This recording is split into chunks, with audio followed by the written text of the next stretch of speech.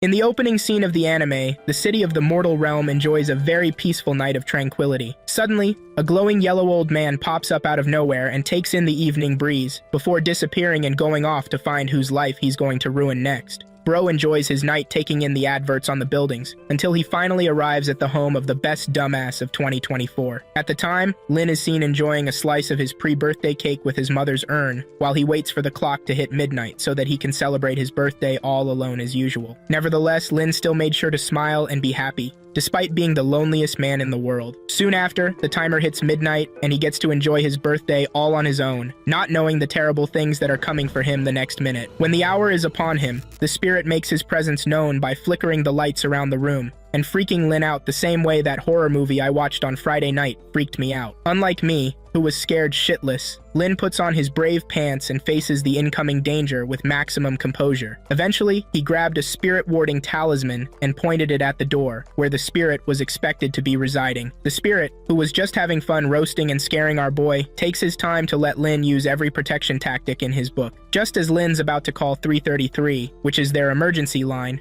Bro breaks into his house and showcases his beautiful wrinkly body and his wide yellow-ass teeth grin. At this point, Lin was already almost shitting his pants. Then, in the twinkle of an eye, the old man teleports Lin into the boundary between the mortal and the spiritual realms. There, he explains his intentions to Lin, letting the loser know that he's going to be cultivating in the spiritual realm from then henceforth. Before Lin could say a thing, Elder Bro conjured some devilish red ball in his hands and wrapped the entire aura all around Lin. This aura thingy, which he calls the War God system, is something that one feels would give in Lin some sort of cheat to real life. However, things happen way too fast for Lin, and before he knows it, he gets hit with that feel-good juice from his spiritual elder bro. When the transformation is complete, Lin gets a new spiritual body compatible with the War God system mode, and as a plus for him, the elder bro gives him a recommendation letter that he can use to study cultivation at the Juzo Top Magic Academy in the spiritual world. Lin gets so confused at first, but before the elder bro can say much, he quickly agrees to study in the magic school. Elder bro is a little shocked to hear him just say yes to his request and asks him why he's so eager. Lin tells him about his dream to study cultivation back in the mortal realm. Now that he's in the spiritual realm, he might as well do his very best to make sure he learns cultivation from the source itself. Elder Bro laughs at him for being so stupid and not seeing through his trickery. Right before he leaves, he mentions a few encouraging things to Lin and ascends into heaven, like your first night doing the thing with the school who. Right after doing the thing, Lin's left alone, and he's more than glad to finally be in the source of all cultivation magic, the spiritual world. Seconds after Elder Bro left, Lin gets his system spirit, which calls itself Ding Dong, and gets acquainted with it. The system warns him not to let people know that he exists. As such, Lin is to make sure he doesn't talk to him when he's around people. Speaking of the devil, a system fusion process ruptures and turns into an energy ball in front of them. To save the person trying to come into the spiritual world, Ding Dong tells Lin to absorb the energy. Lin does the needful, and finally releases the girl of his dreams from the portal. When the girl finally lands, she finds herself standing on Lin's face. Thankfully, she gets off poor Lin and introduces herself to him. Upon gazing at her beauty, Lin's heart throbs at first sight of her and our proud bro gets shy to talk to her. After shaking her hand, Ding Dong, the perfect wingman, gives Lin some new drip to make the girl fall in love with him too. After his drip overhaul, the lady watches in awe as the old Lin gets into a more fitting attire. Out of surprise, she asks him to tell her the name of the technique he used to create such a beautiful attire, and Lin thinks of a lame-ass name called Randomly Decided. Thankfully, the girl didn't see him for the shithead he is and asks for his origins. Lin tells her he's from the Hangshu country and doesn't belong to any sect at all. Although this is a little shocking to the lady, she still introduces herself as Shu Xiaolan and tells him she's from the Vermilion Bird sect. With time, she asks him to tell her how he came to that place, and he shows her his recommendation letter. Xiaolan immediately shakes hands with him and ushers him to follow her into the gate so they get to the academy in no time. Lin's heart skips a few dozen beats as he gets closer to the girl of his dreams. Ding Dong records the interaction and lets the entire plot play out in front of him. In time, they get to the Juizhou Top Magic Academy, which turns out to have been established by the Heavenly Alliance. Xiaolan stops to give him some cap about the history of the place before taking him to the student gathering area. Before getting there, Lin finds some Mamacita class ladies flying over his head and asks Xiaolan to tell him what technique they are using. Xiaolan explains the flying technique to him and then moves into the crowd when they hear a few thousand students shouting Class 1. Getting there, Lin finally uses his last remaining brain cell to figure out what everyone is doing at the gathering. The students are there to have their spiritual levels determined determined, and they're to do so by touching the lustrous divine monolith stone so they can watch their results get displayed on it. Before the ceremony begins, Xiaolan gives Lin a crash course on the nature and source of the monolith. Just then, the entire monolith shines brightly, and the first student, Wei Ji, finally gets to know his worth. Everyone marvels at how brilliant the frowning Wei Ji is, and they welcome him to Class 1. The next person, who's also a hotshot in the spiritual realm, Xuan Yuan, presents his recommendation letter from a supreme being and manages to impress everyone in the entire gathering. Even Xiaolan breaks all our hearts when she crushes on the handsome little dude. Lin catches her lacking and asks her about it. Xiaolan gives him some brotherly love to get him off her back and continues watching her crush do his thing. After determining his spiritual level, a yapper in the crowd, who looks like your average keyboard warrior, calls the strong man his uncle for being as strong as his father and wishes that he would do right by him one day. Lin, on the other hand, wasn't so impressed by the guy, as he thought something was up with the real Xuan Yuan inside. Next up is Xu Xiaolin, and she walks forward to place her hand on the monolith. From her results, she gets into Class 1 and returns to her sweetheart, and Lin. By that time, the amateur yapper was already noticing in Lin and was wondering what he was doing to the girl whose picture he to every night. Lin ignores the fool and walks forward to get his powers tested. He gets scared at first, but soon mans up and faces his fears. He takes out the recommendation letter from Elder Bro and presents it to the instructors. The instructor collects the papyrus, opens it, and finds out that the recommendation is actually from a VIP,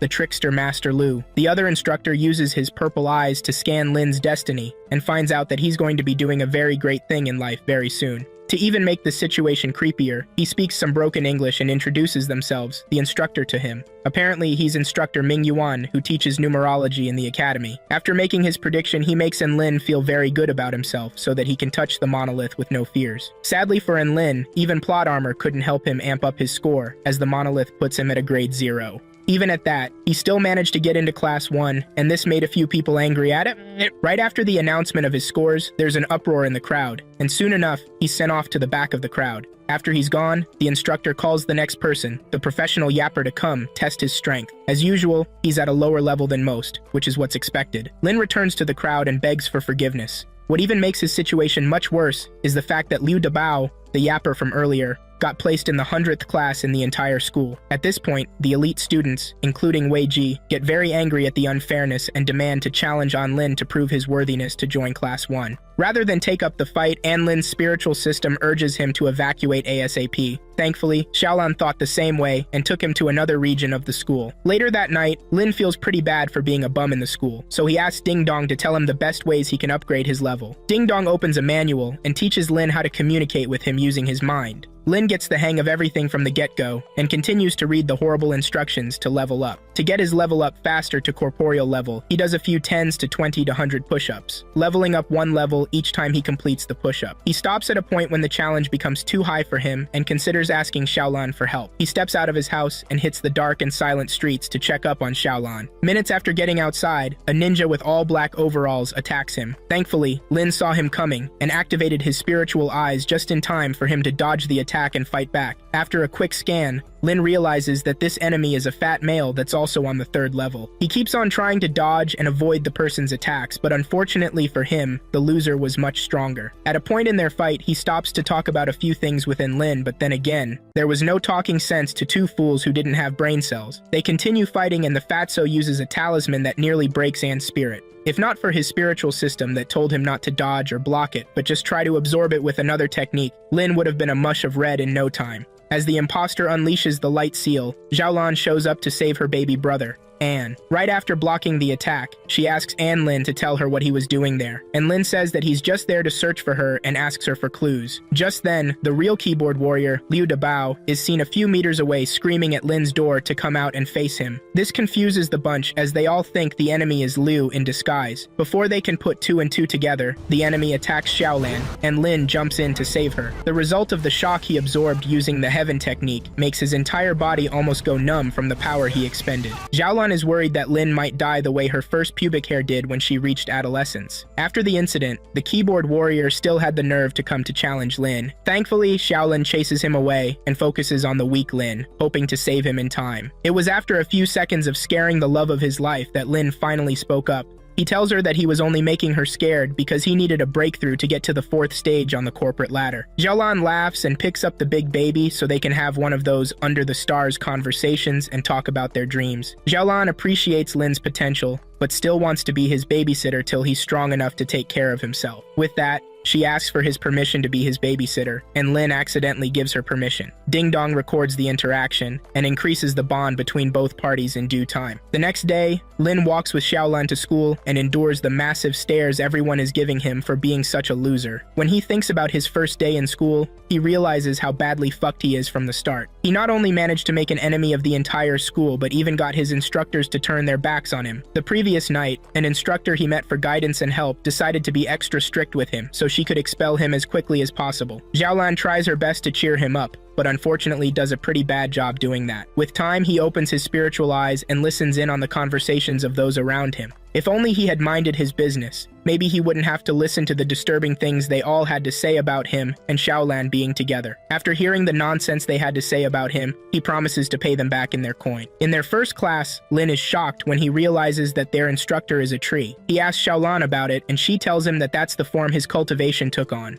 Plus, she tells him about a third student who got recommended by a supreme being who's also in their class. Lin listens attentively and watches as a beautiful young lady arrives in class via the AliExpress portal. Before she gets too close to him, he tries to get a reading on her level and ends up seeing nothing at all. When she's finally close enough to be seen, he appreciates her beauty and ends up making Xiaolan feel jealous. Soon after, Zhuanyuan shows up in his eminence and has the boys and girls fawning over his immense beauty. After the arrival of the elite students, Xiaolan complains about how unfair their world is. As for Lin, he only hates them because of the things he thinks they're hiding from everyone. Xiaolan then asks him if he's jealous of their power, but then again, Lin tells her he's not. He's only creeped out by their hidden side. What he didn't know at the time was that Wei Ji, his worst enemy, was secretly frowning his ugly face at Lin. Eventually the class begins, and the tree talks for the first time since. He introduces himself as Kong Qing and explains only a few things before starting the real class. Lin, after hearing all the gibberish the man had to say, gets confused and looks around him to find someone who will agree with him. At that point, he finds everyone trying to concentrate on their spiritual energy and gets a little disappointed at his pathetic self for not knowing any better. He tried communicating with Xiaolan, but she wasn't allowed to say a thing during the lesson. For their next class, Lin finds out they're being taught by a sword this time. The sword speaks up and introduces himself as a warrior fighting on the battlefront of something. Then, after the weird-ass intro, the students take the pose again and continue meditating. For the next few classes,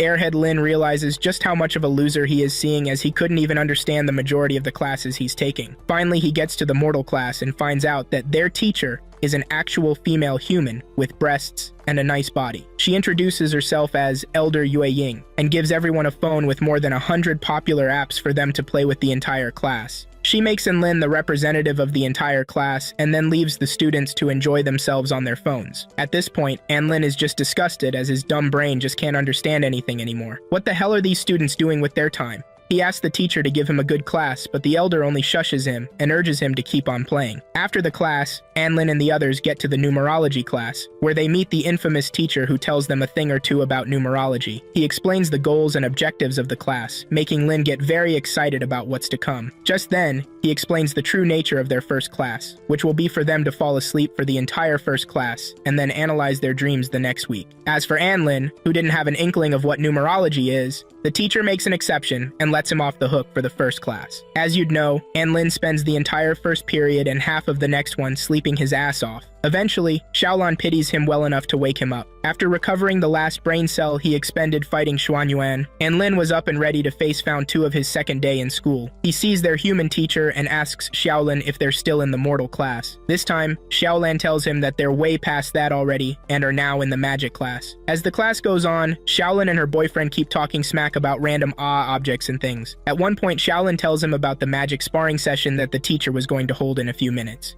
To protect Lin from the prying eyes of the idiots who think he isn't worthy to be in Class 1, Xiaolan asks Lin to be her partner in the sparring test so that he doesn't get hurt. Lin didn't like this idea at first, but when he looked back to see his enemies' faces, he quickly appreciated the idea. When the time comes, the teacher calls the class monitor Xuan Yuan, up to the podium to be the first contender. Then, she faces Lin and urges him to come up and face him so he can lose gracefully. Xiaolan isn't going to let no teacher bully her dude, so she stands up and begs the teacher to let her fill in for Lin so that he doesn't get hurt. The teacher, however, didn't like the idea of a man like Lin getting his ass protected by a girly girl, so she calls out to the man in Lin and tells him to come up and fight. Lin gets up and assures Xiaolan that things will be fine. However, Xiaolan still wouldn't let Lin risk his life in a senseless fight, so she breaks the rules right there and fights Xuan Yuan to the best of her abilities. Xuan blocks all her fire-themed attacks for a while, and then encases himself in a dome of protective magic energy to shield all of Xiaolan's next attacks. From his seat,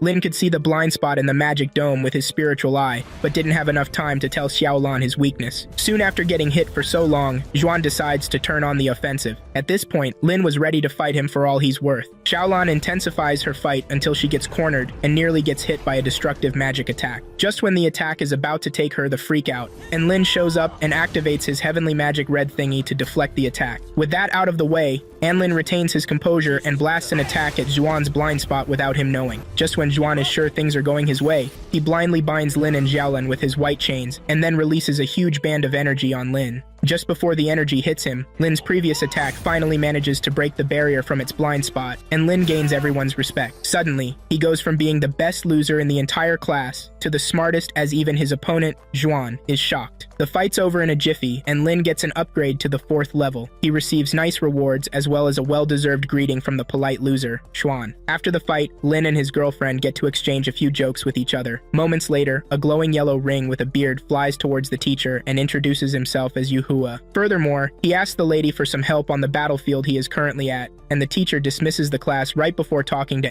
Lin. After she disappears, Xuan Yuan walks close up to Lin and downright becomes friends with him. Unlike the loser Wei Ji, Xuan made sense and his character build is awesome. Lin, being a goody two-shoes, appreciates the approach and then begs the rich kid for money. Thankfully, Xuan was in a good mood as he gave him about 5,000 spiritual stones for him to spend on himself. On his way back home, Xuan asks Lin if he's a military strategist as well. With the answer being yes, the two exchange usernames on the Discord forum and become even more close pals. As if that wasn't enough, another hotshot in the class, Senior Sue, walks up to Lin and asks to be friends with him. Naturally, Lin accepts her friendship and gets back home in a jiffy to enjoy the rest of his day. Later that evening, Elder Yuhua and the teacher of the magic class meet to talk about the potential of the students in the upcoming Battle of Freedom. The teacher lets him know that she's rooting for Lin and not any of the elite students. Concurrently, Ding Dong announces the Battle of Freedom to its host, Lin, and gives him a warning to try to get himself to the rank amongst the best 50 students to stand a chance to win a magic tool via a raffle draw.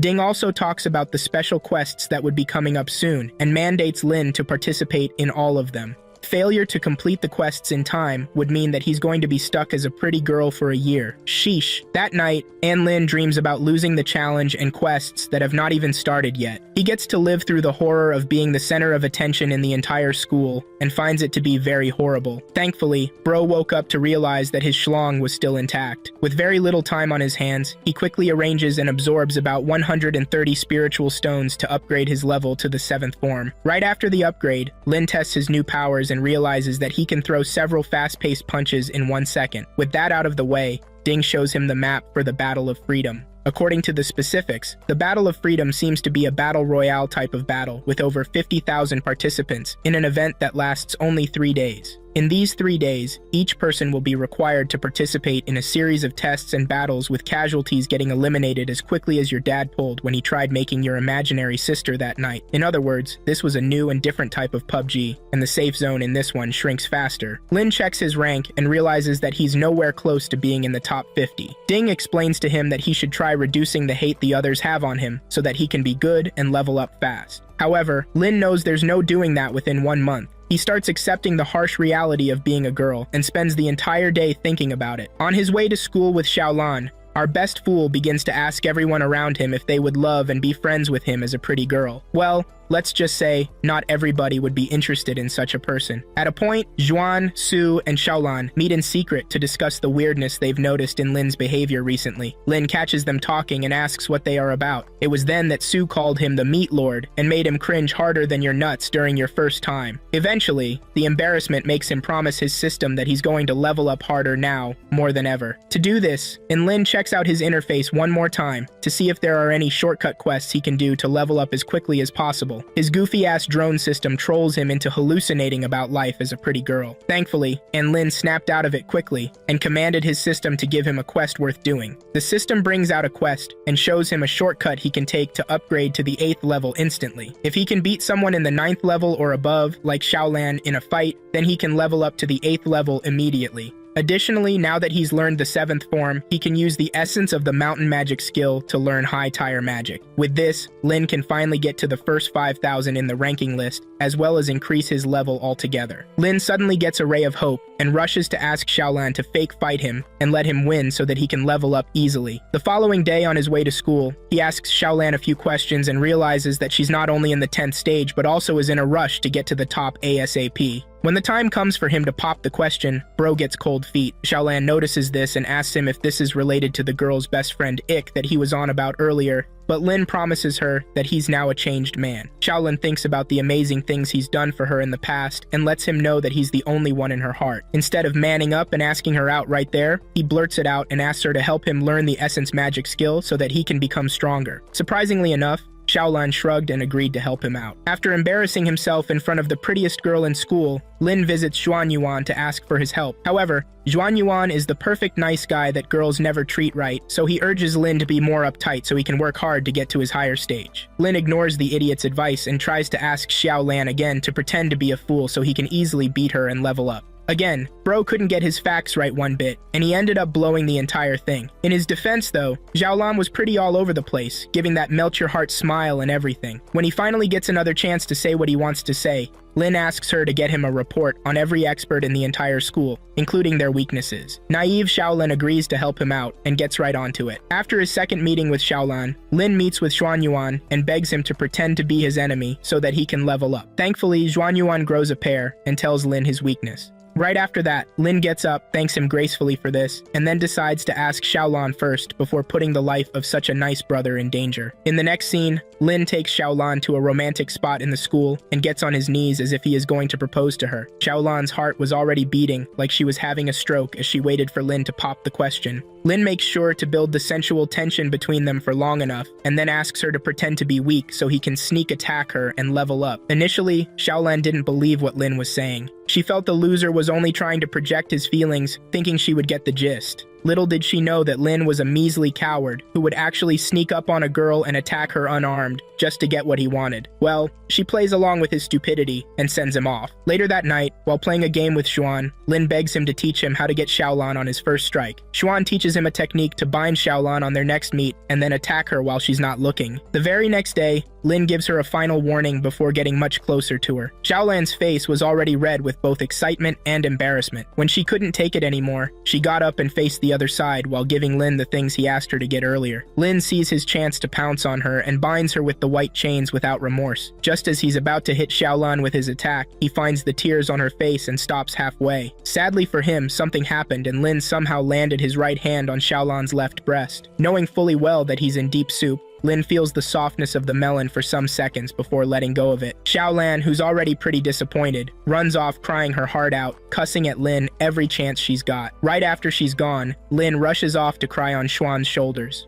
Xuan tells Lin not to get too worried about things and just make sure that he apologizes on time before she begins to hate him for real. By nightfall, Lin opens the book Xiaolan got him earlier that day and checks out the weaknesses and strengths of the other losers in his class. While he's at it, he munches on some golden spiritual rock and gets a very bad tingling sensation in his belly. As he continues reading the book, he finds a letter in the book written to him by Xiaolan. Upon reading the letter, Lin starts crying like a baby over how messed up he is to have taken advantage of such a wonderful girl like that. Bro was ready to get to Xiaolan right away and apologize, but the essence of the mountain rock that he had just eaten had already taken effect. The only way to manifest its full effects now is for Lin to spend about 13 days in the toilet detoxifying his bodily fluids. Ding Dong helps him track his progress by displaying a status bar over his head so he can take note of how much time he's spent in the toilet. With the Battle of Freedom beginning in 10 days, Lin has to get his shit together ASAP and endure the pain. As for Xiaolan, she spends her entire night thinking about Xiaolan and the moment between them. She tries to convince herself that Lin will come to apologize, but nothing happens in the meantime. The next morning, Lin does his umpteenth flush and realizes that he's just 3% through the entire thing. At his current poop state, Lin will finish his mission in 13 days, and he has to shit as much as possible. That day, Lin misses school and makes everyone, including Xiaolan,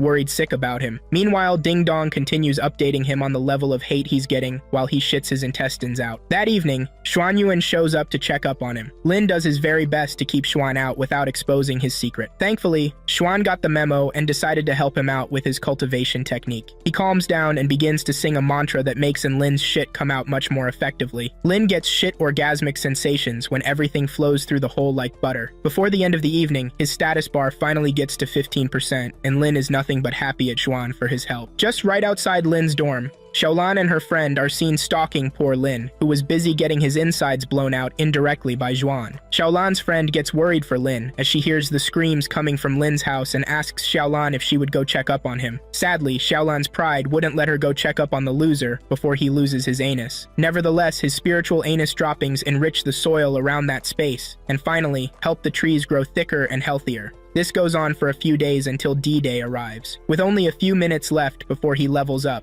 Lin composes himself and suspends his flushing so he can attend the Battle of Freedom and compete for the grand prize. At the student gathering, everyone around him wondered in awe about what Lin could be going through at that moment, as bro didn't look or feel okay at all. Before the announcement, an observer who took the form of a dog shows up behind Lin and calls himself Dabai after jumping, scaring the young fella. The large hunk of fur notices the pain Lin is in and decides to borrow some spiritual energy that he can use to energize himself and endure the suspended flushing. He also gives him a few words of encouragement and threatens to roll over in public if he messes up. With that, the elder Yuhua appears from the monolith and introduces himself to the students before briefing them on the battle specifics. To rank higher in the upcoming Battle of Freedom, one must not only become stronger, but also kill more enemies and garner more battle strength. For protection, Yuhua casts the golden light of protection on the disciples, but then again, he warns them not to be too reckless, as the golden light may fail if pushed too far. After that, he explains a few more random things, and then dispels the students to the Royale location when the time is right. Right after the students are gone, Yuhua sends the instructors to the location to make sure the rules and regs are being put in place. Moments after getting to the Battle Royale location, Liu Dabao, aka our Yapper,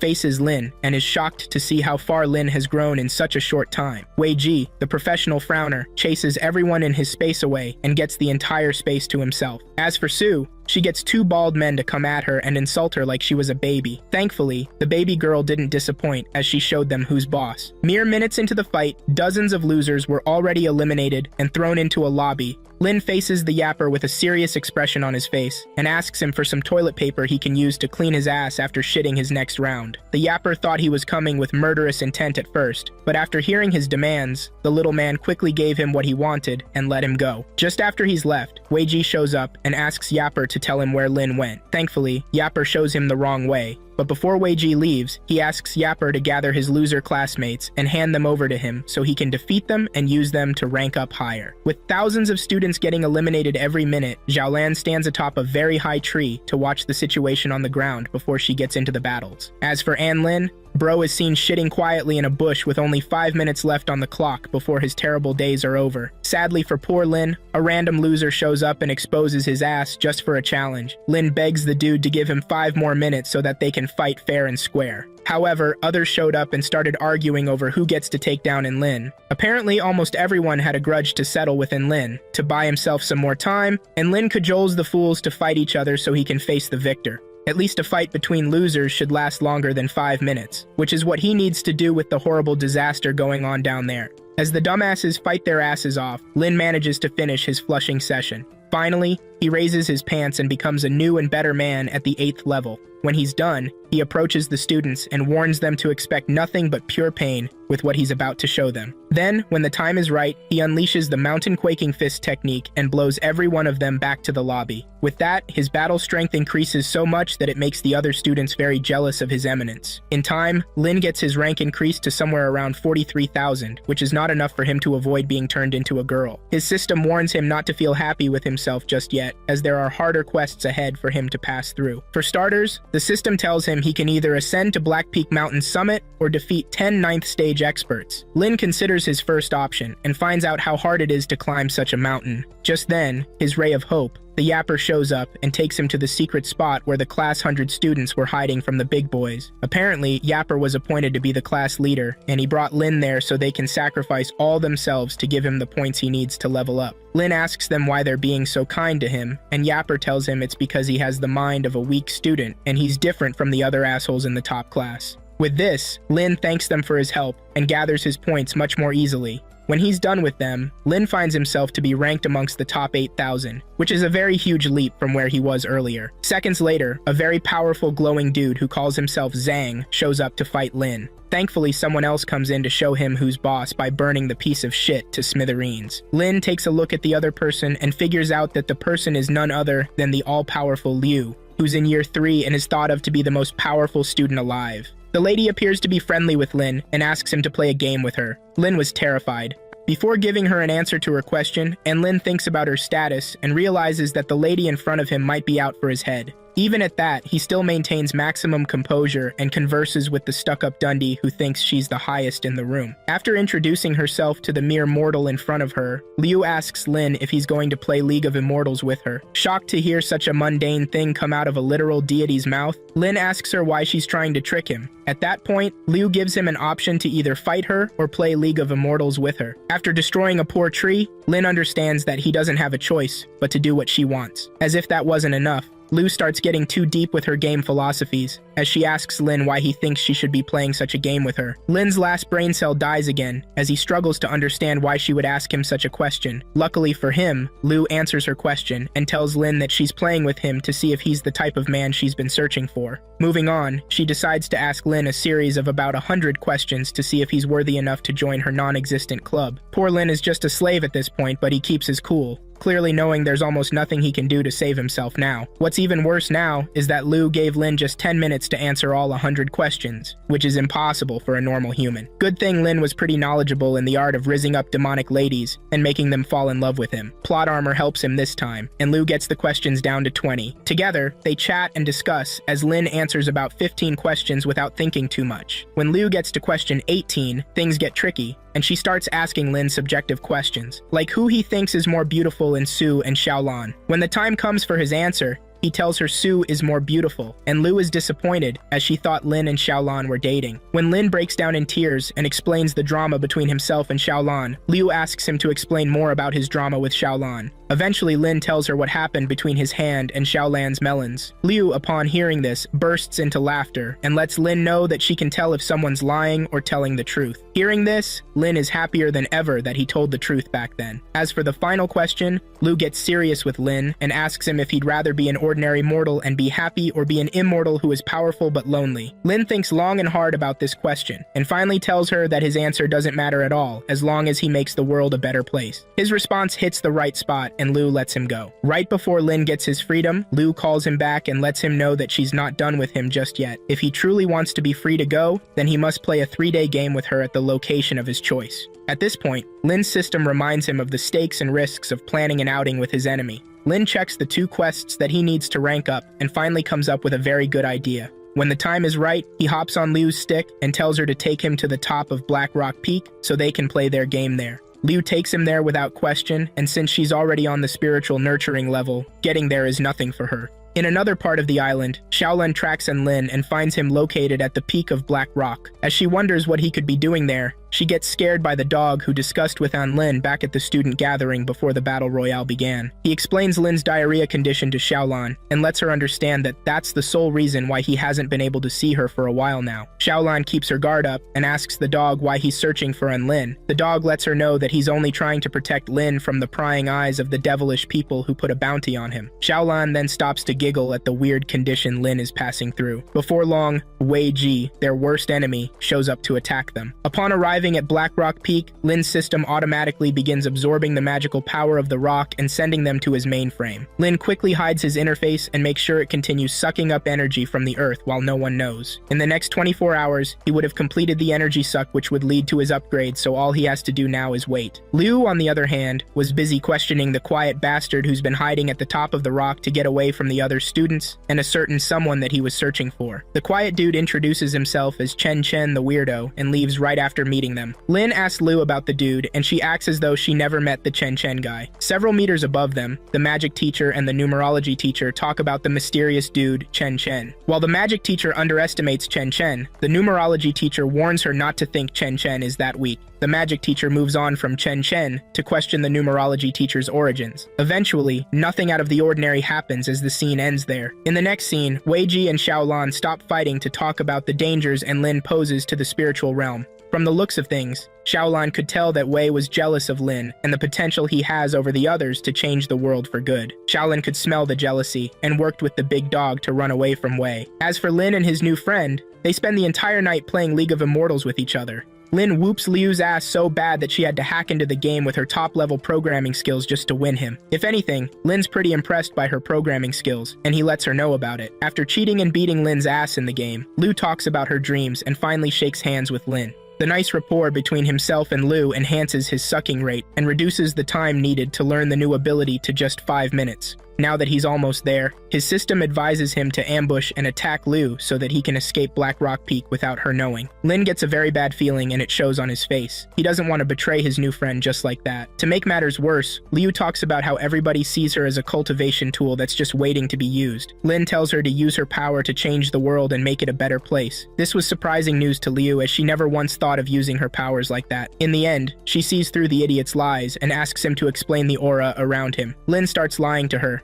telling her that he has been practicing ever since they got to the top of the mountain. When the time finally comes to tell the truth, Lin tells her that he's been hiding the aura from her just so he can attack her. Hearing this, Liu changes her countenance towards Lin and activates her pinkish-looking powers to disintegrate Lin. Lin finally learns the Earth Lotus Divine Art at that point and gets himself ready for body attacks from Liu's staff. Before letting any spiritual energy seep out of his body, Lin screams his lungs out and asks Liu why she won't believe that he's only trying to protect himself from her monstrous self. Before Liu can give him a valid answer, Lin's system unleashes his stored-up energy and blasts Liu away from Lin. The crazy biatch regains her stance and fires shots at Lin, pinning him to the ground in the process. Then she runs him through a series of questions that cause him to spill his biggest secret ever. Without even hesitating, Lin tells her about his secret system Ding Dong and the work that it's been doing for him lately. Liu thinks about the odds of this happening and finally realizes that Lin is telling the truth. She throws a fit for being so stupid and thinking she is miles above Lin in rank and strength. When she finally calms down, she asks Lin to tell her a lie so she can test her lie detector ability. Lin lies to her and tells her that he ate a golden yellow rock of shit to upgrade to his current power rather than use normal means. With this, he takes out the rock of shit and shows Liu, who just yanks it out of his hands and throws it in her mouth. Resulting diarrhea nearly makes her shit her pants. Thankfully, Lin could release energy into her belly to help her digest the essence. He infuses some of his energy into her body and the pain stops. Lin decides to give her some alone time, so he throws her some diarrhea wipes and races to the edge of the mountaintop to dip into the world below him. Before letting him leave, Liu hands over a pink girly headband and urges him to wear the band before getting down.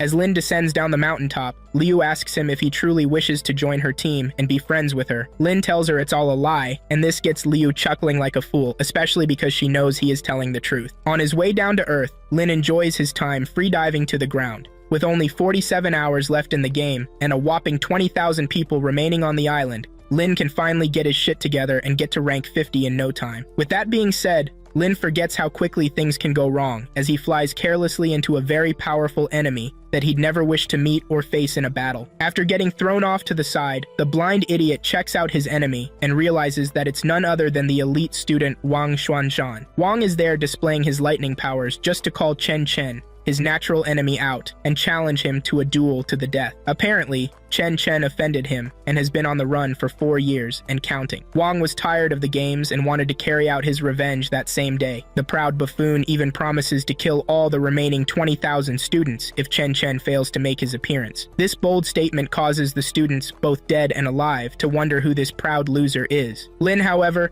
gets a beep on his beacon that Xiaolan is in danger, so he hops out of Wang's way to get to where Xiaolan is and save her. Meanwhile, a bunch of random losers catch up to the wounded pet dog, and one of them, a bald dude, tries to force the dog into making a beast pet contract with him. The dog insults him, and the man nearly kills him. Thankfully, Xiaolan shows up at the right time to take care of the bastards who want to bully the dog. After receiving a few hits from the dog finally tells them the real truth about his origins, telling them that his father's Bai Xian, the third in command of the National Beast Sect. Upon realizing that they're toying with a VVIP, the idiots quickly back down and ask Xiaolan if she is also an important person. Before she gets a chance to answer, Wei shows up and threatens to end her one more time if she doesn't stay away from the measly mortal, Lin. Speaking of the devil, Lin makes his dramatic entrance and saves Xiaolin from the useless scumbag who wants to bully her into becoming his friend or wife. Mere moments after his dramatic arrival, Wang begins his cleansing as he sends lightning strikes to every unprotected student in the entire area.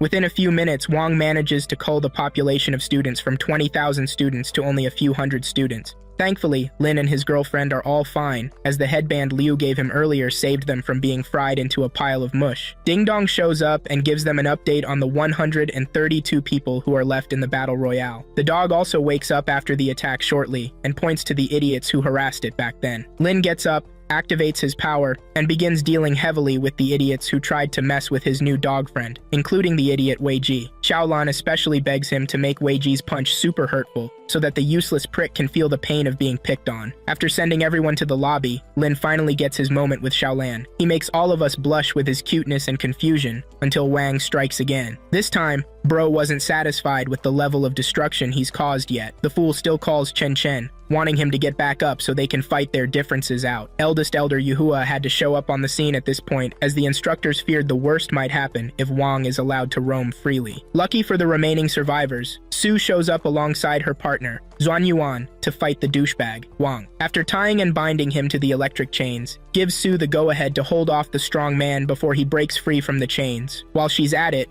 Zhuan Yuan expands his circle and begs everyone remaining on the Royale grounds to lend him power so he can bind the useless imposter and destroy his power forever. However, Wang had some tricks up his sleeves as he made sure to poison the minds of those borrowing Xuan Yuan power. With time, he releases himself and watches Su make fun of him. Angry, Wang unleashes his divine power and unleashes a massive aura which shatters Zhuan Yuna's power. At the same time, he uses his thunder to kill off a few more students to reduce the total head count to less than 100. The elders were already skeptical about the battle at this point, but they still had faith in Anlin and his friends. At the point where a lightning strike is about to take Lin down, Chen Chen shows up out of the blue and absorbs the lightning with his finger. After saving Lin and Xiaolin from the douchebag's lightning storm, Chen Chen calls Lin's name and asks him if he's learned the move he just used yet. Confused, Lin asks him to tell him what the move is even called, but then again, Chen Chen speaks in parables like his annoying ass usually does, and disappears with one final message to Lin, which is for him to come to find him once he's learned the technique he's been yapping about moments ago.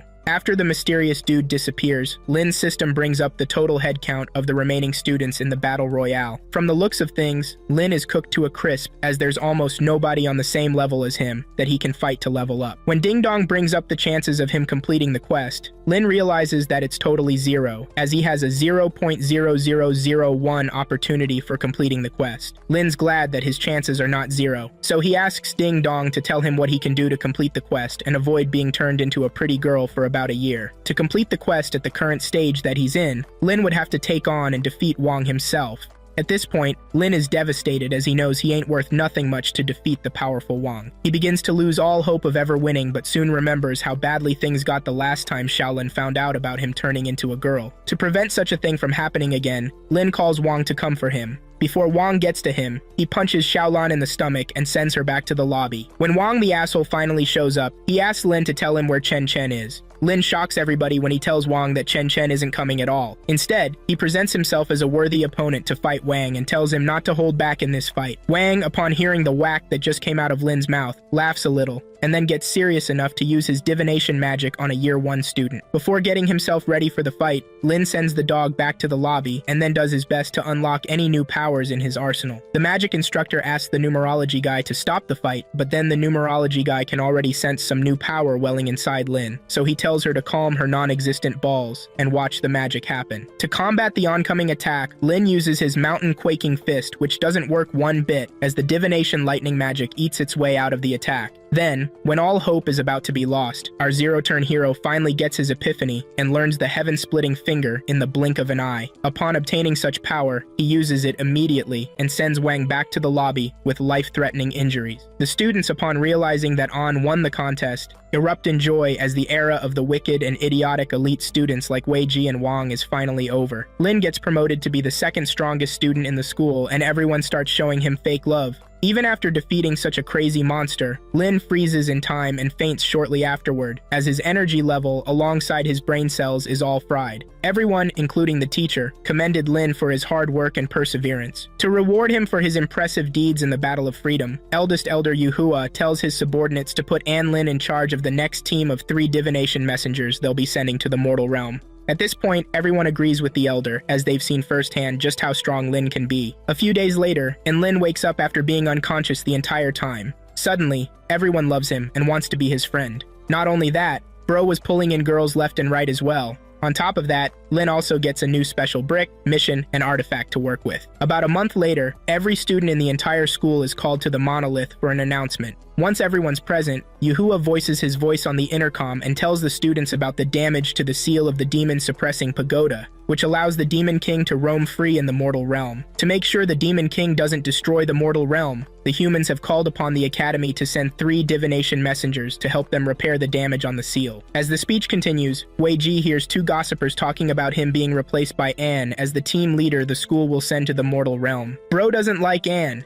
and his newfound popularity one bit. Before doing anything stupid, he thinks about one of his meetings with Wang the previous night and realizes how stupid he acted after finding out about his replacement. Apparently, the young master Wei Ji always wanted to be at the top so he could take over his clan. However, Wang lets him know that he isn't ready just yet. Wei Ji knows he's pretty much done for at this point, as his greatest fear, which is in surpassing him, has become a reality. As he emerges from his thoughts, Wei Ji witnesses Yuhua call An Lin up to the stage alongside the other 2 group members, Xiaolan and Zhuan Yuan. The trio present themselves respectfully to their elders and bow to their wisdom. When the time comes for An Lin to say a few things to the students, he begins his speech with the true reason why he was recommended by a supreme being to study in that school, which is to be a bridge between their spiritual world and the mortal realm. With that in mind, Lin introduces his new and improved proxy buying scheme where students are to register the things they'd like to get in the mortal realm and pay him to get them for them when they finally get to the mortal realm. While Wei Ji the loser never loved his idea, everyone got pretty excited at the refreshing new idea. Just then, Liu shows up on her flying broomstick and introduces the first esports game club she's opening with Lin in the spiritual realm. Lin steps up and does a little free advertisement for her, which in turn brings smiles to the faces of the kids there. Xiaolan notices the closeness between Liu and Lin and becomes jealous of their relationship. Yuhua disappears later on to find the numerology teacher, and everyone gets to go home. That night, Lin checks himself to make sure he's ready to face the mortal realm, now that he's much stronger. Although he's scared shitless over what's going to happen, Lin is still going to stop at nothing to make sure he protects Xiaolan and Xuan Yuan. Right after the conclusion of the student gathering, Wei Ji walks to Lin's dorm and is shocked to see so many people in line registering for the proxy buying event that was going on. Zhuan Yuan, Su, and Xiaolan were also there waiting, handing out and collecting registration forms to those interested in buying stuff from the mortal. While the quiet hubbub ensues, Senior Liu takes her time to advertise her gaming club to those who are interested in joining her to play games. Wei Ji the loser notices the happiness in the air and admits defeat so he can live to fight another day. Before leaving, however, he recalls his meeting with his brother Wang, who told him a thing or two about why An Lin was chosen to replace him in the trip to the mortal realm. As it turns out, the eldest elder told Wei Ji's clan leader, aka his father, that Ming Yuan, the numerology teacher, had already calculated the risks of going into the mortal realm unprepared. If Wei Ji were to get into the mortal realm, then he would risk dying on his way there. Wei Ji gets confused and asks him why An Li is any better than him. Wang lets him know that An Lin is still going to face the same fate, but the only thing exclusive to him is his affiliation with the recent change that's happening to the Way of the Heavens. Wei Ji sheds a little tear for his failure and turns back so that An Li doesn't see his sorry ass crying. At that instant, An Li's system software announces his achievement to the host, letting him know that he's gotten the new achievement to make his enemies cry. And Lin, who was pretty clueless about who his enemy is, laughs at his new abilities and jokes around a few more times with Senior Liu. Even Zhuan Yuan was a little surprised to see Liu getting so close and free with someone like An Lin. He checks his side and finds Xiaolan watching An Lin and Liu giggling with a hint of jealousy in her eyes. As if that wasn't enough, she sees Liu give Lin a pink ring for protection and validation anytime he's in danger. Xiaolan was furious for absolutely no reason at this point, and she wanted more from An Lin. After his time with Liu, An Lin faces the Doomsday News Bearer, Ming Yuan, or the numerology teacher. Upon seeing him, Lin's face turns red from the fear of hearing another bad news. Before allowing the teacher to say anything, Lin remembers the countless times that scumbag tried to make him look like shit. He muscles up the courage to ask him for his intentions. When Ming Yuan tells him he's there to tell him something, Lin bails out on him and tells everyone to pack their shit and lock up. After he's gone, Xiaolin approaches Ming Yuan and tells him to tell her everything he was about to tell Lin. Moments later, Xuan Yuan, Xiaolan, and An Lin all gather at the gates to the mortal realm and wait around a bit to say goodbye to everyone who was there to wish them well. They make a few minutes for the niceties with the others, with Liu telling Lin to buy good graphics cards for their gaming rigs. Once the niceties are over, Xiaolan takes a moment to recall the things Ming Yuan told her earlier. As it turns out, An Lin's journey to the mortal realm is one filled with death, war, and strife. For Ming Yuan, the softie to cry softly for what's to come means that whatever's coming is the real deal. Xiaolan keeps her mouth shut and puts on a fake smile. When they get to the portal, a purplish hand thingy sucks Lin and Xiaolin into the portal, leaving Zhuan Yuan at the gates to wonder what just happened. To stop Lin from dying, he warps into the portal, hoping to join the two dimwits before they get to the mortal realm. As for An Lin, the purple hands put his body in an unconscious state, rendering him useless to control himself. As they arrive in the mortal realm, Xiaolan passes out and wraps her hands around An Lin. Thankfully, Ding Dong was able to wake the sleepy idiot up to remind him that he was free falling to the ground at several thousand feet above sea level. Upon realizing the immense danger he's in, An Lin checks the chances of him surviving and confirms it with his system. Sadly, there was almost nothing he could do to survive such a high fall. He grabs Xiaolan and makes sure to hold her as tightly as he can. Then, when he's about to land on the ground, he activates his lotus powers. Mere seconds before An Lin hit the ground, a lotus flower wakes up from her slumber after sleeping for years basking under the sun. Now that it was up, the lotus flower activates the energy she's been storing over the years and morphs into her humanoid form. Just as her transformation is about to be complete, An Lin crashes into her and reverts her form to the previous one. Upon crash landing on the ground, Lin and Xiaolan wake up completely unscathed and check to make sure they're okay. Lin feels a little tired and gets himself checked by Zhuan Yuan, who has just arrived at the mortal realm. After confirming his physical state to be okay, An Lin resumes his natural job, making everyone cringe in laughter. Amid their talk time, An Lin finds the lotus flower planted into his brain and watches it cry its heart out over getting its body snatched from it by the insensitive An Lin. A few minutes later, a specialized aircraft arrives on the crash site and the commander introduces herself as Tian Lingling after reporting the situation to her superiors back in HQ. With the niceties out of the way, Lingling lands the aircraft and picks up the three messengers from the spirits before taking them back to their underground HQ. On their way down, An Lin checks his right arm to see if it's still up and ready to go at any time. Then, he listens to the flower complaining in his head about its lost body before covering it with his hand to shut the fool up. With the boredom being visible, An Lin tries to rile up Lingling and her mortals for being too quiet throughout the entire trip. If he heard correctly, the humans are meant to worship them upon arrival, but Lingling didn't give a shit about them arriving at all. Lin presents himself as a hotshot so that Lingling can give him the respect he deserves. Sadly, all Lingling had for him was nothing but insults that would make that bullied kid in every high school laugh his arse off. When she couldn't take it anymore, Xiaolin raises her sword towards the biatch Lingling, warning her never to insult the team lead ever again. Lingling, who's about had enough of their nonsense, gets up and activates her powers, ready for a fight. Lin, the dunce for a team lead, tries to get the two ladies to shut up and be cool with each other. But we all know what happens to the middleman who tries too hard to stop a fight between two girls. Just as the girls are about to fight, Ding Dong presents An Lin with an option to use the Almighty Technique, a technique that can suppress the souls inside anybody it's directed at. Thankfully, Zhuan Yuan beat him to it and even managed to rizz up Lingling along the way. He calms the girls and lets Xiaolan know that she isn't in the wrong to want to protect her teammate. Lin notices the favoritism Lingling has towards Xuanyuan and asks her why she is like that. Lingling moves on to question his position as team leader, but before Lin can counter them, they finally arrive at Lingling's base of operations. Up next, Xuanyuan and Lin and Xiaolan get to know the lotus flower a little better. From the look of things, the flower is a trapped spirit that's been absorbing energy to morph into a human being for ages. Now that Lin has been destroyed, it's the only chance to turn human. As it turns out, Lin had a meeting with his guardian angel before leaving for the mortal realm so he could protect himself and his friends when the time came. Upon arriving at the base of operations, Lingling behaves like a sassy little biatch as she leads them out of the aircraft and into the main base of operations. Lin acts like a baby who just got his first taste of ice cream and spends most of his time checking the gigantic structures and machinery they all have in the HQ. In the control room, Lin meets the idol of his dreams, the leader of the Alliance of Cultivators in the Mortal Realm, Yuan. Xuanyuan asks him to explain what she does, and Lin, the fanboy, takes his time to list out every amazing thing she's done ever since. Xiaolan gets even more jealous of Lin for this, and tries to wave his attention away from Yuan, just so he can listen and focus on her. She introduces him to Lingling's father, who's also a cultivator on the spiritual nurturing level, and lets him know that the man is a pretty big deal amongst his peers. With the niceties out of the way, Yuan steps forward for a mission briefing. In her speech, she lets Anlin and his team know that they're gathered in the largest space shuttle in the entire Hangshu Kingdom, and are there with other cultivators to embark on a combat mission. Lin asks a very funny question, which makes everyone chuckle a little bit. Eventually, Lingling's father speaks up and tells everyone that they're there to eliminate the members of the demon cult and cull them before they destroy the mortal realm. As for the 100-eyed demon spider, which is what Lin and his people are there, he tells them not to worry about it, and that they've already defeated the spider and restored the balance a while ago.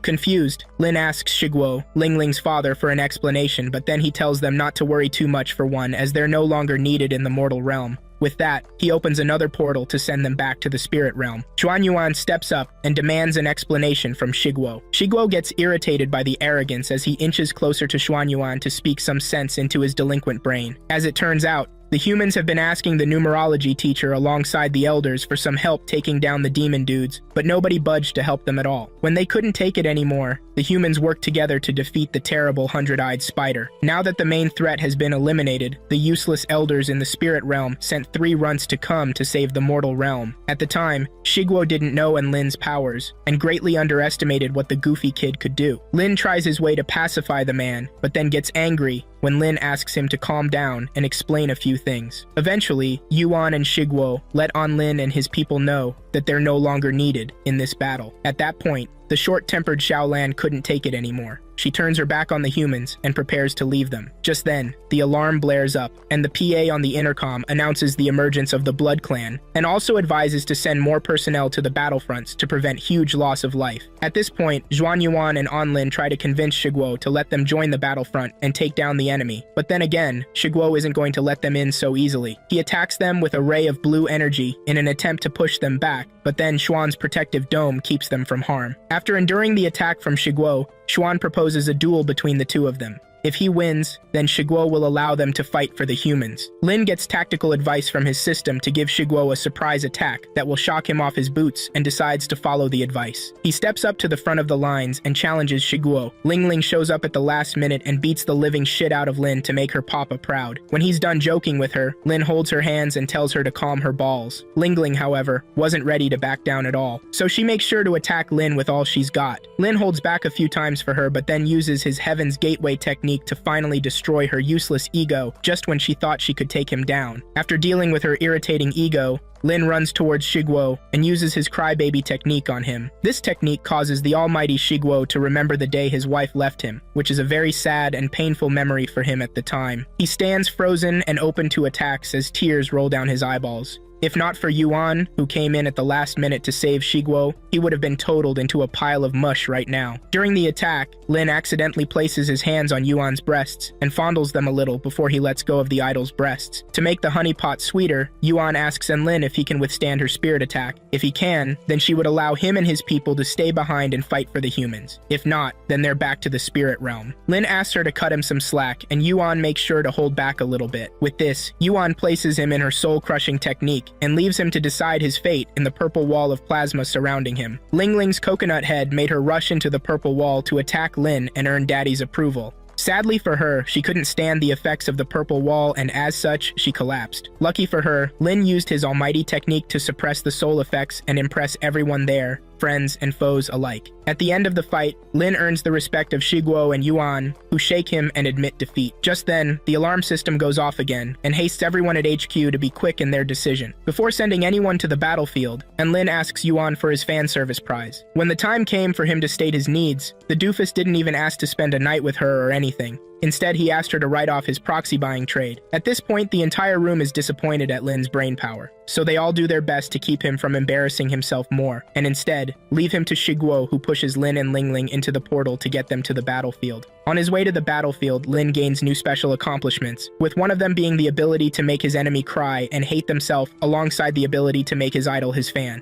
As his reward, Lin gets his divine sight upgraded. Upon arriving at the realm of the demon cultists, Lin and Ling Ling do their best to hide and complete their mission in secret. Ling Ling lets him know that she's there to investigate the enemy number and features so that they can figure out how many reinforcements they're to call. When Lin gets to speak, he points toward the poison mist approaching their location and watches Ling Ling struggle to combat it. Just then, his system advises him to use the Lotus's divine powers to dispel the toxicity. As they work their way around the communications device, HQ receives another distress call from the 4th battlefield. Xiaolan and the others wonder what could be wrong with the 4th battlefield. When she's done recalling what the horrible teacher told her back then, she finally asks Shiguo and the other lady to let them join the battlefield. At that point, 4 demon cult members blend into the mist to get to Lin and his partner, hoping that the poison from the mist will take them down. Lin could already see them coming with his spiritual eye, but when Ling Ling asked him to retreat, Bro thought of some lame excuse to remain there. Then he makes his plans and walks into the poison mist with his lotus aura on. Ling Ling gets confused a little bit and tries to follow Lin into the mist. By then, Lin returns from the mist and takes Ling Ling's hand to retreat. After getting to a safe spot, he gives her a total head count on the number of demons in the mist, which is about 4 of them. Ling Ling asks him why they didn't attack them, and Lin says that he made them cry with his ultimate shitty technique,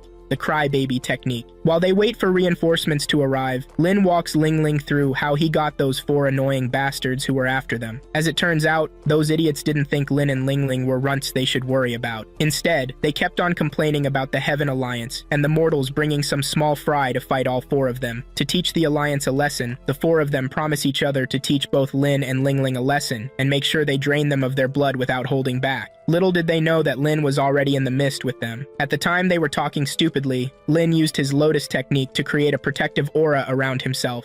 Then he inches closer to the doofuses and finds them walking and talking slowly like the proud idiots they are. Upon seeing Lin in the same mist that's supposed to be killing him, the terrible 4 demons ask him how he's able to walk freely at all. At that point, Lin just trolls them for their stupidity and lures them into his trap. Sadly for the 4 of them, they fell for it and raised their wings to attack Lin. After using the crybaby technique on them, Lin rushed out of the mist to reunite with his lady friend, Ling Ling. Ling Ling is shocked at Lin's cunningness and asks him why and how he's so strong. Maybe because he isn't a stuck-up biatch like she is, that's why. Anyways, in the meantime, HQ works on sending 2 random-ass cultivators to go help Lin, but then, Xiaolan isn't going to let 2 dunces who know nothing about her boyfriend waltz into the portal and probably put him in more trouble. So, she fights Shiguo and Yuan so she can try getting on the same battlefield as Lin. At first, Xuan was a little confused over Xiaolan's behavior, but after a little persuasion from her, which included telling him exactly what kind of danger Lin was in, Xuan finally helps her fight against the 2 heads of the HQ. In the end, they win the fight and get their chance to meet Lin on the 4th battlefield. Seconds after Xiaolan and Xuan leave, the alarm system goes off again.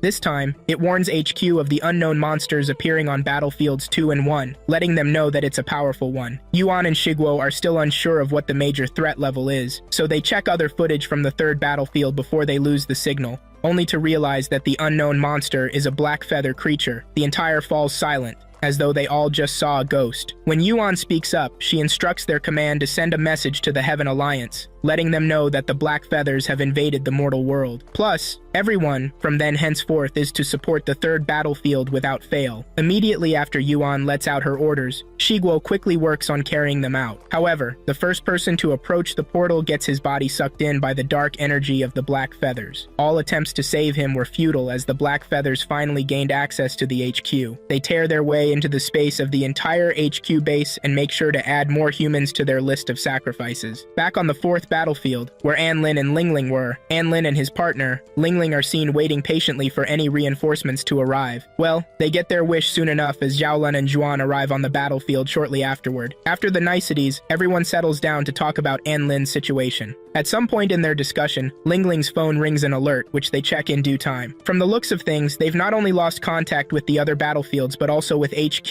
With nothing left to do, everyone turns to Anlin, the team lead, to decide for everyone. After watching the idiot talk smack and scratch his dandruff-infused head, Lingling gets up and offers to sacrifice herself to save the others. Since it's not the fight of the spiritual realm, she felt that she owed it to the spirits to be brave. As expected, Anlin and his crew aren't cowards, so they choose to fight the demons or die trying. After a little pep talk, Anlin looks up to check the mist cloud. Sadly for him, it was no longer there, and the demons were already free from his technique. They attack him without question, fly him up into the sky, and release him to turn into a pile of mush when Juan brings the fight to them. Xiaolun and Lingling rush towards Anlin to prevent him from hitting the ground hard, but just as he's about to be saved by Xiaolan, another red-masked scumbag demon shocks both of them with some lightning, sending both falling to the ground. Lin hits the ground unconscious, but Xiaolan manages to keep her wits about her. In a fit of rage, Lingling rushes to attack the red mask man and take him out, but the red mask idiot is too strong for her to handle. So, he takes care of her ASAP and continues fighting Xuan, who's pretty handsome and skilled.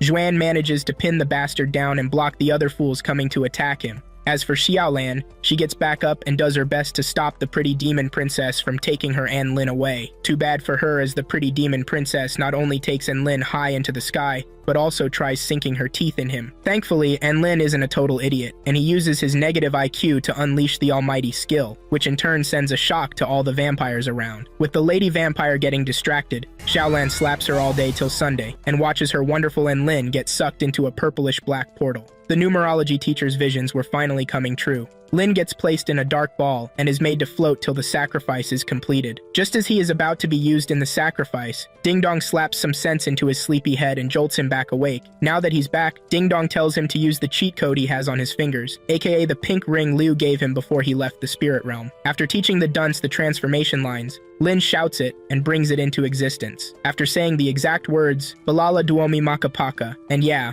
I kid you not, he did say it. Right after saying those gibberish words, something weird happens. Back on the battlefield, Xiaolin gets captured by the pretty demon princess and risks having her blood sucked by her disgusting teeth. Thankfully, Juan was there to save her from the biatch before she turned into skin and bones. Xiaolan rushes towards the portal that traps Lin and sticks her aura-enhanced sword inside it. The resulting damage destroys a part of the mechanism closing the altar. The portal stays open enough for them to see Senior Liu show up and save Lin from being eaten alive. As if that wasn't enough, Liu manages to get into the closing portal, kill all the demon cult members there, including the pretty demon princess, and also bring Xiaolan and the others to the altar for the sacrifice. Just when they thought they were safe, the baddest bitch of them all, the black feather lady with horns, shows up and faces them fair and square. After making her appearance, the black feather citizen, aka Dark Knight, assures Lin and the bunch that the real trouble's just about to begin. Before saying any other thing, the Dark Knight stops to notice Liu's presence, as well as the girly ring she gave Lin when he was leaving for the mortal realm. Liu also extends her awkward greetings to the Dark Knight, and wonders what someone as OP as her would be doing in the mortal realm. Xuan speaks up at that point, and demands that the Dark Knight state what she's there for.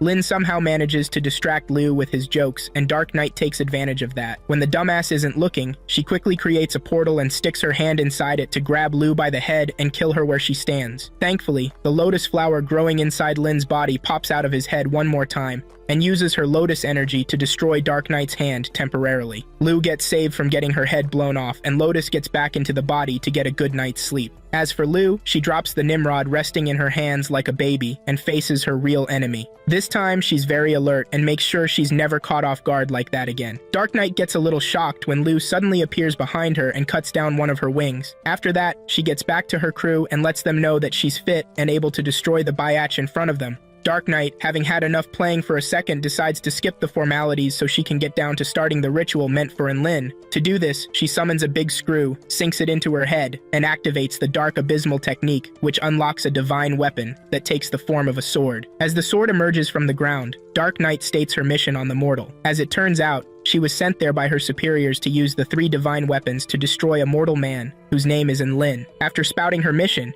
she picks up the evil vanquishing sword, which is one of the divine weapons she'll be using to kill Lin. As she slowly approaches Lin and his AI system, Ding Dong warns Lin, telling him to be very careful in his dealings with the Dark Knight, as she appears to be more dangerous than they've ever imagined. Just then, she unleashes the level-destroying nail and punctures Lin's left hand with it. After pulling him closer to herself, she stabs his right hand with the sword and lets the ritual continue. Upon seeing what happened in a split second, Zhuan and the others try their best to stop Dark Knight. Sadly, Dark Knight already had the third divine weapon out, the Heavenly Star Scourge Disc, which she uses to activate a dome above the altar where they stand. After completing her quest there, she falls to the floor and faints. Before passing out completely, she lets them know that the dome will release all the spiritual energy that's been absorbed from the world, in the form of an explosion that is going to destroy the entire world in a jiffy. Xiaolan quickly shouts out, asking her why she's targeting Lin so much. It was at this point that Dark Knight revealed the entire truth to everyone. Apparently, something that wasn't supposed to exist in their world was living inside Lin, and she was sent there to take it down before the entire world toppled on itself. Having said that, Dark Knight faints never to wake up again. Right before he passes out, Lin gets the option to exchange 1/5 of his life for absolute power. This way, he can stop the poison traveling through his system from getting to his heart. Just as he's about to click yes, his guardian angel closes the prompt and transports Anne's consciousness into the deep space of his spiritual body. There, she reveals everything to Lin, who was just as confused as we were during our first time doing the bed thingy. Lin finds a large version of Ding Dong being held and captured by red chains and wonders what the hell is happening. Just then, his guardian angel seeps out of Ding Dong's body and warns Lin, who was rushing towards her, to stay back. Back in the real world, Xiaolan, Xuan, and the others keep wondering what Lin must have done to warrant such harsh treatment from the Supreme Being. Moments later, they all pass out from the excessive energy coursing through their bodies. As for Lin,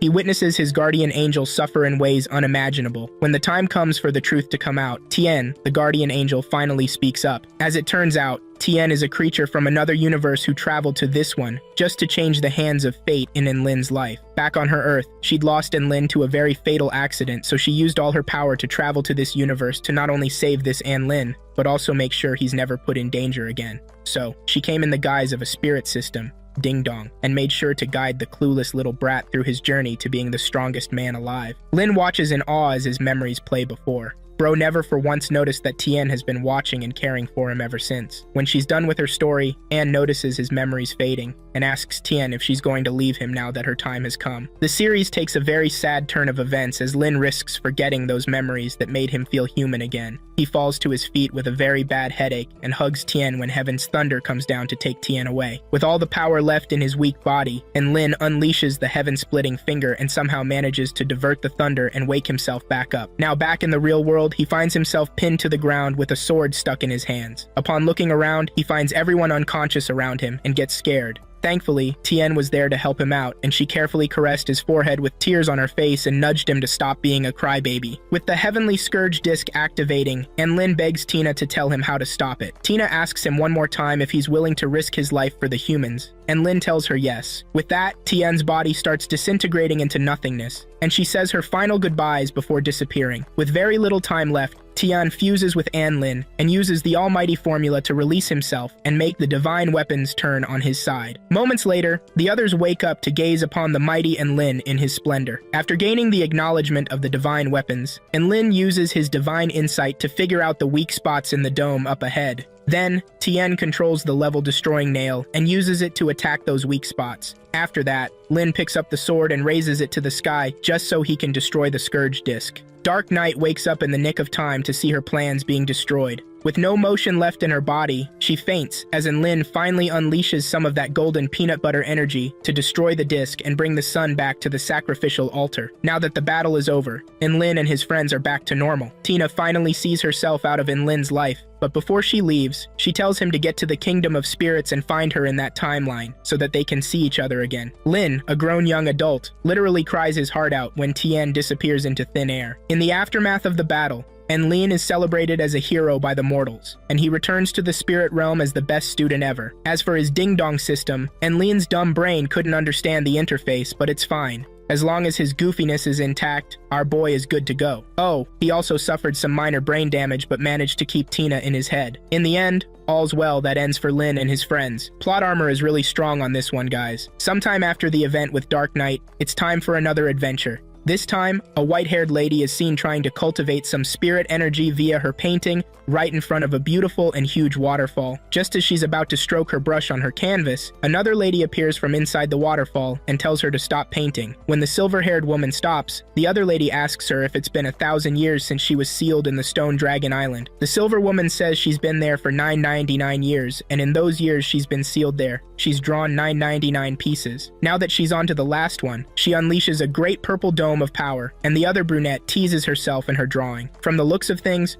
both ladies are different sides of the same person, and the brunette is the quirky one, while the silver lady is the more meticulous one. After unleashing all the power in her paintbrush, the silver lady collects the brush and hides it in her secret place. Then, she tells her other self that the opportunity for a breakthrough has presented itself, but for it to manifest, they have to wait 1 more year. Brunette tries convincing her to just release herself and forget about the breakthrough, but the silver-haired woman is more concerned about achieving immortal feats and shocking the Heavenly Alliance than actually living her life. With that, the silver lady dispels her other self and faces her business fair and square. 1 year later, the entire land is desecrated by war and strife, as the once-in-a-thousand-year war between the humans' strongest alliance, the Heavenly Alliance, and the demonic clan for ownership of Stone Dragon Island ensues. In the aftermath of one of the battles, the entire demonic army stands by and waits for the orders from their divine Bat Lord to come so they can continue fighting. However, the order doesn't come quickly, as the divine Bat Lord is currently in a meeting with Zichin, the Star Emperor of the humans, to discuss a few things and brag about how strong and powerful their respective armies are. Divine Bat Lord, who we are gonna call Batty, speaks out first and makes claims about that day being the last day the humans would have control over Stone Island.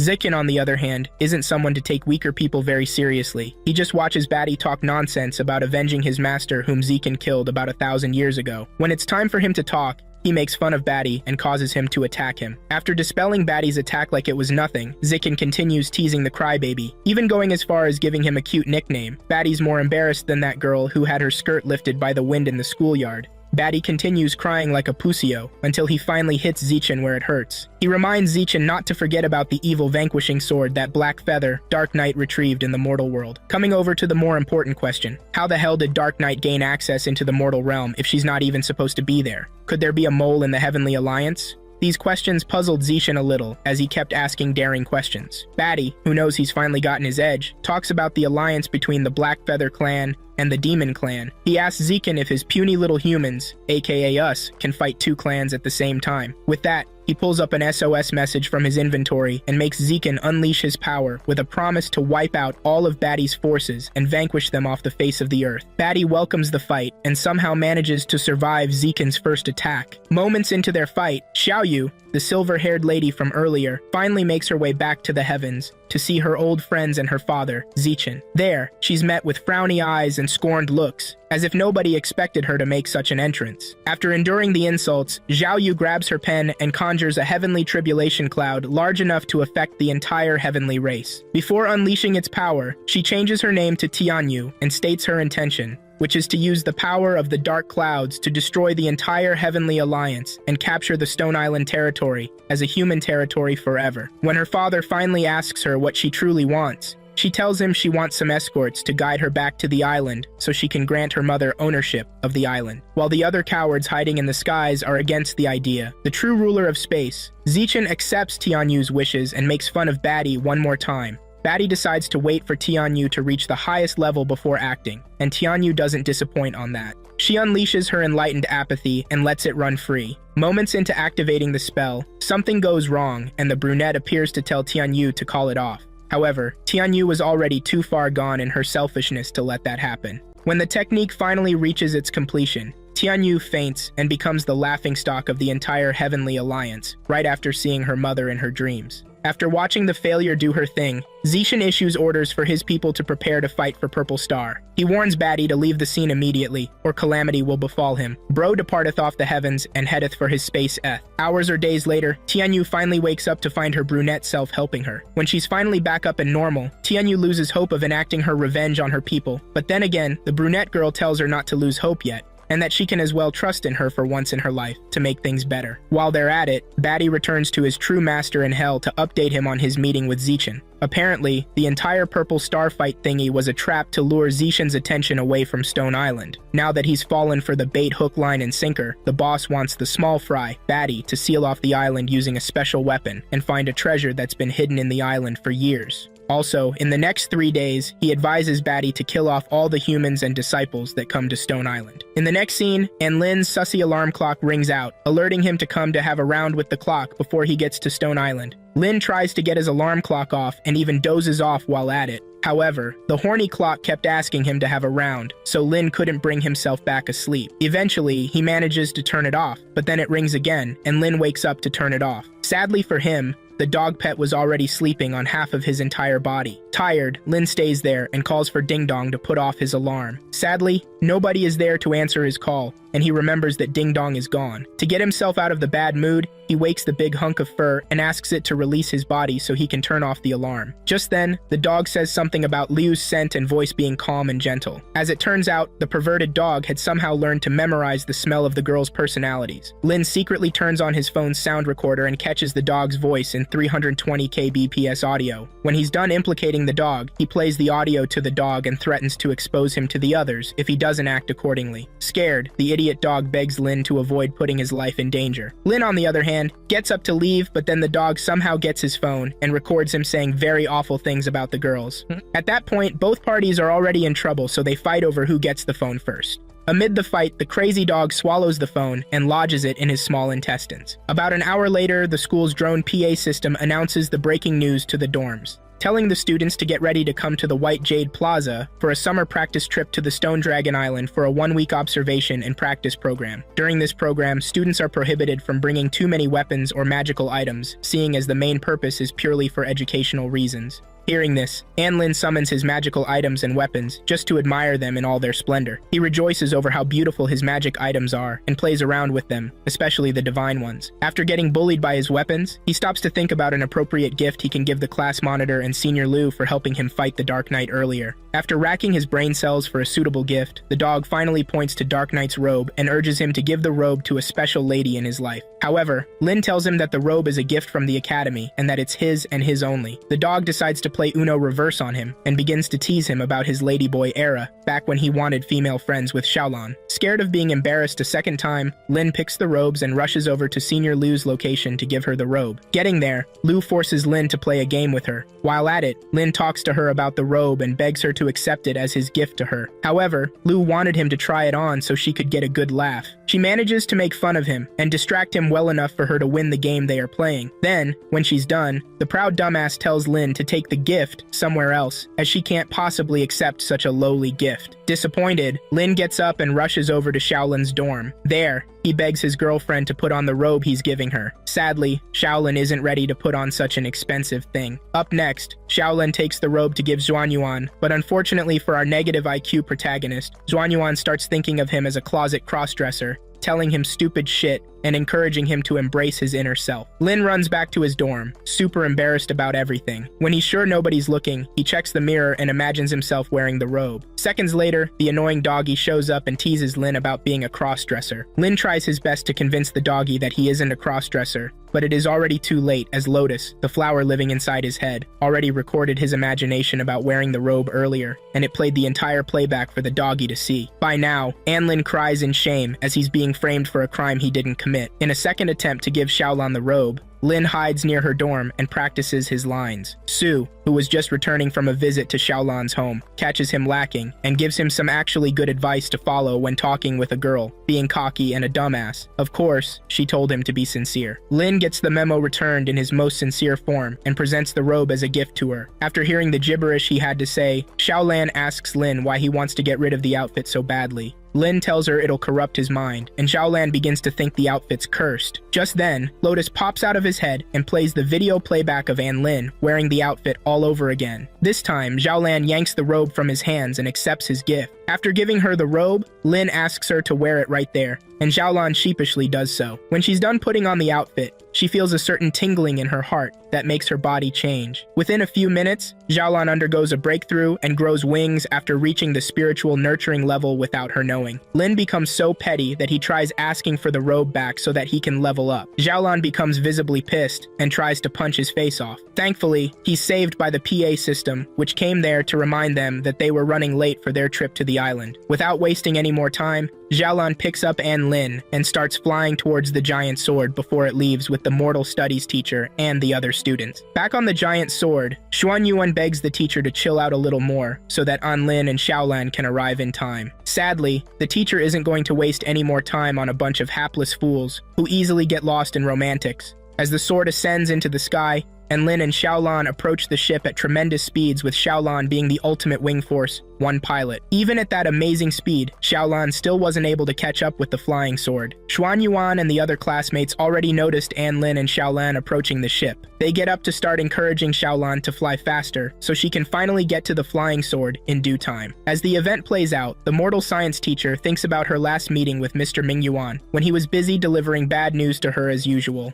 After snapping out of her memory, she instructs everyone on the sword to sit the freak down and prepare to fly off into space. In the meantime, Yapper and his classmate losers all put up posters and signs encouraging Lin and his girlfriend to get up to the flying glowing sword before it gets too late. As she gets tired of flying, Xiaolan begins to give up. She asks Lin if he would rather go to her hometown of Vermilion Street and do some community service to make up for the failed class, just in case they don't make it to the sword in the required time. Lucky for her, Lin loves the idea a lot, so he agrees to spend some time with her in her hometown so Xiaolan's love for him can grow much higher. Just then, Nimrod Wang, aka the Thunder Goofball, who got his ass whooped by Lin, shows up with his upgraded spear and gear equipment. He fills Lin with the details of his breakthrough and lets him know that his current spear and power can send them up to the flying sword in no time. Xiaolan gives Wang a look of disappointment as she knows her plans have failed. Without wasting any more time, Wang shoots Xiaolan and Lin high up into the sky to get them close to the flying sword. Xiaolan and Lin come in hot and the students get up to cheer them on. Meanwhile, the Mortal Realm teacher continues thinking about her last meeting with the numerology teacher and wishes he'd been the one to escort these annoying kids and not her. When she's done thinking about her memories the second time, the Mortal Realm teacher shouts out and condemns the student for refusing to do anything to help Lin and Xiaolan from getting up to the sword. In about 30 seconds, the flying sword would reach Mach speeds, and both of them won't be able to get on the ship anymore. As the teacher counts down to 0, Xuanyuan borrows the power of his classmates and uses that power to create a tube that extends out of the flying sword till it gets very close to Xiaolan and Lin. The teacher is met with a beautiful show of youngsters trying to help a hopeless boy and the beautiful lady flying him. Sue even joins in when the timer nears 0, but all that effort would be put in vain if Lin can't think of a way to get into the tube. Just when all hope seems to be lost, Lin learns a new lightning technique, and he uses such a technique to zap himself and Xiaolan to the ship just in time before they hit Mach speeds. Right after getting on the ship, everyone flocks around the powerful dude to greet and congratulate him for making it to the ship. Meanwhile, Batty gets his usual daily meeting with his boss in hell again. This time, he was there with his army to pay his tribute to the Heavenly Supreme Being, as they call him. Around the Heavenly Star River asteroid, the teacher gives them a brief history of the Stone Dragon Island, as well as the terrible wars that have happened there for over 10 millennia that soaked the island red with the blood and corpses of over 10 million soldiers, humans, and demons alike, all for the search of the location of the infamous Purple Star artifact. At that same moment, Batty narrates his clan's side of the story, making it sound as if the humans were the villains and the demons were only trying to resolve internal conflict. From the story the Mortal Realm teacher also told, it seems as though the humans were also villains in the entire story. After trying so hard to get the artifact, the humans gave up for a few millennia and began fighting the demon clan just to suppress their numbers and prevent them from growing. Lin gets curious and asks a very smart question, one of which none of the airheads would ever think of asking. He asks the teacher to tell them if the humans have ever lost a war with the demons before. As it turns out, the humans lost the war on only 3 occasions, and on those occasions, it was because they never participated in the war and were too busy fighting other clans. When she ends her story, Batty continues to talk about his side to the Heavenly Supreme Being. Wei Ji stands up and lets the teacher know that the war can't be stopped now and that they should keep fighting toward victory. As for Batty, the the Heavenly Supreme Being finally gives him the scepter for his use and makes him promise to take down any human cultivators he finds in the realm when he's there. After telling such a tragic story, the Mortal Realm teacher gives them a chance to play some songs to ease up the stress, which Lin does in absolute delight. So the stage is set for the final battle. Lin and his peers enter the required space for them to get to Stone Island. Tianyu and her other self work towards activating their most powerful technique to seize power that's rightfully theirs, and Batty gets an upgraded scepter for a weapon. Right before the infamous battle begins, Tianyu and her other self are seen on the other side of Stone Dragon Island, as they both test out their new abilities using the new and improved toothbrush some ancient geriatric gave them. During the ritual, Silver Tianyu makes sure to get into her inner self just so she can finally understand what her powers are meant to be like. Seconds later,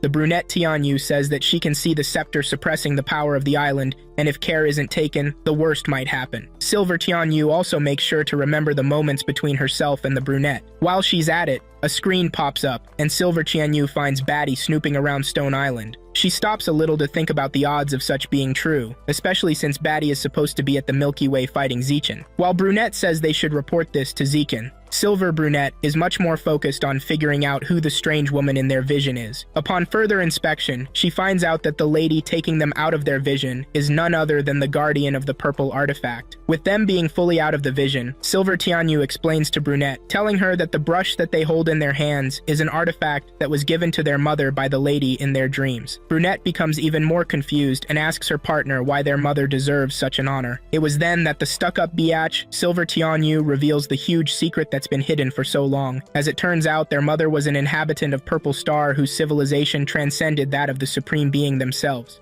However, when the Heavenly Alliance became jealous enough, they established laws they knew the Purple Star would break. When they finally broke them, they waged war on the people and wiped them out, all except one woman who turned out to be Tianyu's mother. With Tianyu being a newborn back then, the lady in their dreams had given her mother the brush to pass on to the person who would carry the will of the Purple Star. For thousands of years, humans and demons alike have been searching for such an artifact to take the artifact for themselves. Now that they're none the wiser, both Tianyus have to get their hands on the artifact before it's too late. Also, they need to make sure to surpass the Heavenly Alliance in one go, and to do that, they need to borrow the power of the Purple Star. In the meantime, Batty fills Stone Island with his power right after learning how to control the scepter's power. Lin feels the change in the air around the island. At the time, the owner of the scepter commends Batty for being the first demon to learn to control the power of the scepter. Even at that, Batty still wasn't happy with himself since he still hadn't found the location of the Purple Star. The Heavenly Creator assures him that he will personally help the doofus find his Big Mac treasure in the ruins. However, Batty would have to do something for him in return, which is to find every cultivator that he can lay his hands on and destroy them all. After that, he bestows the spatial divinity powers on Batty and urges him to chillax for the next 3, so that the power matures, and he can become the strongest in the land. Meanwhile, the Mortal Realm teacher instructs the kids to ensure that they're well strapped for the fight that's to come. Lin, who appears to be the only one with a working brain amongst them, asks the dimwit of a teacher how they're supposed to even be strapped when she specifically told them not to bring any weapons with them. At this point, the teacher swept the matter under the carpet and moved on to split the members into 4 groups, with their leaders being Xuanyuan, Xiaolan, Su, and Wei Ji, who was pretty much happy to finally gain an edge on Lin, who thought he was non-existent. After naming every team member, Xiaolan was very glad that Lin didn't get to be in a team so he could join her team and be with her always. Sadly, the Mortal Realm teacher destroys her plans as she places Lin in his solo team. Lin is shocked to hear this, and he asks the Mortal Realm teacher why that is so. The teacher shocks everybody by telling Lin that it's because he's too strong. The students around the furious Wei Ji tease the hero, Lin, causing the nincompoop to cringe a little bit. When the hubbub finally dies down, the teacher tells everyone to discuss their plans and strategy before they meet up at Dingon Village the following day. As for the reward, she will grade them based on the number of enemies they've killed. With that, she disperses the class and leaves the others to talk within themselves and choose which team they're going to join. And Lin and Xiaolan talk about joining her team, but then the Mortal Realm teacher tells Lin to go solo and avoid joining any team while he's at it. As if that wasn't enough, the teacher makes things much harder for the innocent virgin, and she throws him out of the ship to find his way to the village before the next day. Lin, who initially thought she was joking, eventually gets thrown off the ship and lands somewhere random. After getting himself back to speed, he checks his system for spiritual nurturing level quest upgrades. However, before his system can bring an upgrade worthy of such a quest, the entire Stone Island becomes engulfed in Batty's dark energy. In another part of the island, silver-haired Tianyu has serious trouble keeping up with the activation of Heaven's energy as it keeps rejecting it. As for her counterpart, the brunette, she didn't have a problem using Heaven's energy. This annoys her a little bit as she gets jealous of herself. In an attempt to sabotage her brunette self, she pulls her hair, but as she is about to take her down, Batty's energy covers the entire island.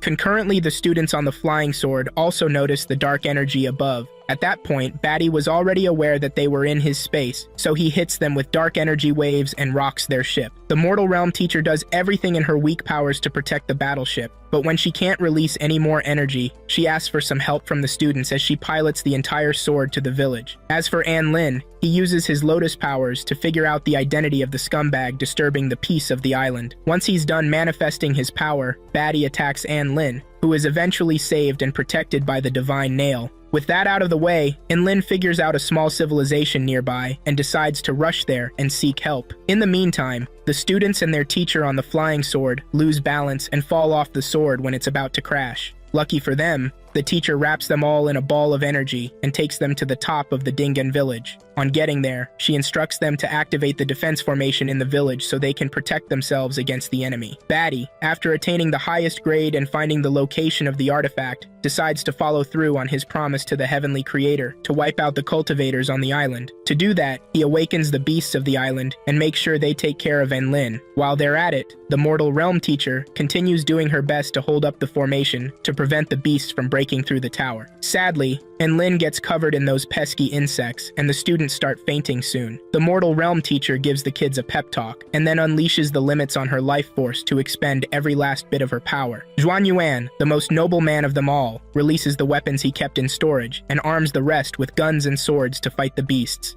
As for Tianyu and her partner, they finally get out of the vision they were in with the brunette Tianyu finally getting the key to the ruins. Right after that, Batty shows up in all his splendor and demands the location of the key. As for An Lin, he emerges from the pit hole he dug himself in as a hero in shining lotus aura, determined to give the beasts and monsters hell on earth.